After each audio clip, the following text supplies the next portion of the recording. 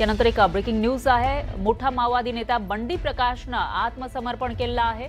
तर माओवाद्यांच्या संघटनेमध्ये आर्थिकदृष्ट्या महत्त्वाच्या भूमिकेमध्ये असलेला मोठा माओवादी नेता बंडी प्रकाश यानं आज हैदराबाद पोलिसांसमोर आत्मसमर्पण केलंय। गेली 45 वर्ष माओवादी संघटनेमध्ये सक्रिय असलेला बंडी प्रकाश माओवाद्यांच्या संघटनेसाठी तेंदूपत्ता, कोळसा खाणींचे व्यापारी अशा अनेक उद्योजकांकडून आंध्र प्रदेश, तेलंगणा, छत्तीसगड आणि महाराष्ट्रामधून संघटनेसाठी आर्थिक मदत गोळा करायचा आणि त्यामध्ये त्याची भूमिका अतिशय महत्त्वाची होती। तर कोळसा खाणींशी संबंधित कर्मचाऱ्यांच्या माओवादी संघटनेचा तो प्रमुख आणि माओवाद्यांच्या माध्यम विभागाचा दंडकारण्य प्रभारी म्हणून सुद्धा तो काम पाहत होता। अनेक हिंसक घडामोडी त्याचा प्रत्यक्ष सहभाग या घडामोडींमध्ये होता आणि आता याच माओवादी नेत्यांना आत्मसमर्पण केलंय।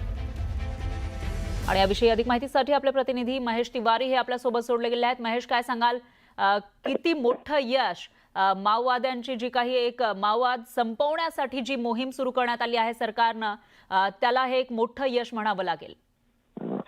हे खूप मोठं यश आहे, कारण हा जो बंडी प्रकाश आहे हा महाराष्ट्र सीमेपासून 60 किलोमीटरवरच्या मंदामर्री येथील रहिवासी आहे। 82-84च्या दरम्यान गाव चलो अभियान हे माओवाद्यांनी सुरू केलं होतं। त्यात रेडिकल स्टुडंट्स युनियन ही माओवाद्यांची विद्यार्थी संघटना होती, तिच्या माध्यमातून तो माओवादी संघटनेत दाखल झाला।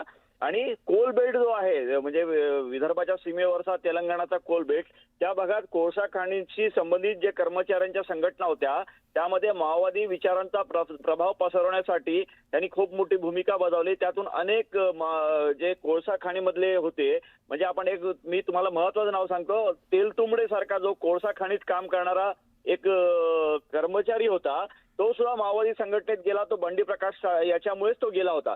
त्यामुळे बंडी प्रकाश हा खूप महत्त्वाचा आहे। दुसरं म्हणजे तो तेलंगणा स्टेट कमिटीचा मेंबर आहे, त्यासोबत फायनान्शियल आर्थिकदृष्ट्या माओवाद्यांना ज्या काही घडामोडी आवश्यक होत्या, विशेषतः तेंदूपत्ता हा दंडकारण्यातला गडचिरोली असेल, गोंदिया असेल, छत्तीसगड, तेलंगणामध्ये हंगाम असतो, त्या तेंदूपत्ता हंगामातून व्यापाऱ्यांच्या माध्यमातून मोठ्या प्रमाणात लाखोंची खंडी माओवादी संघटनेत पोहोचवणे असेल किंवा खाण मालक जे असतील त्यांच्या माध्यमातून, यात बंडी प्रकाशची महत्त्वाची भूमिका होती। जे एन्काउंटर झालेले आहेत महाराष्ट्र तेलंगणा सीमेवर, तेलंगणा छत्तीसगड सीमेवर, त्या एन्काउंटरमध्ये जो सहभागी होता, अनेकदा तो पोलिसांच्या हातून सुरक्षित निसटला होता। 1.5 कोटीचं बक्षीस त्याच्यावर आहे। बरोबर आहे महेश। त्यामुळे एक मोठा माओवादी नेता आता या ठिकाणी आत्मसमर्पण त्याने केलेलं आहे। धन्यवाद तुम्ही दिलेल्या या सविस्तर माहितीसाठी। याविषयीची अपडेट आपण घेत राहूयात।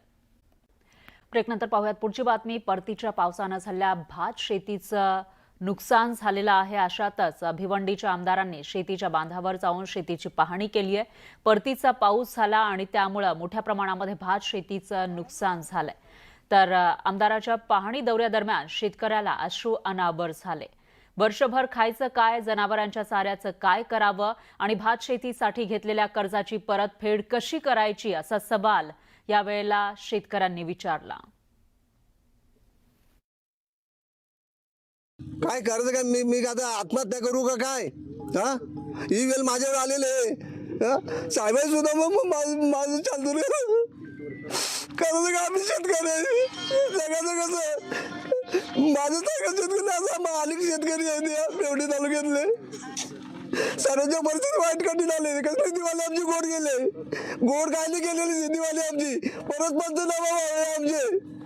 तर आम्ही काय ते थोडंफार आम्हाला मिळत, त्यातून पुरले मुलाची पाकळी नाही तर आम्हाला काय मिळणार नाही याच्यात। आम्ही कोणाकडे अपेक्षा करायची? सरकारकडे नाही करायची, मग कोणाकडे करायची? कोण आम्हाला देणार आहे नुकसान भरपाई आमची? काय करायचं आम्ही? आत्महत्या आम्हाला शेवटी लास्ट विलाज आम्हाला उपाय तोच राहिलेला, बाकी काही राहिलेला नाही।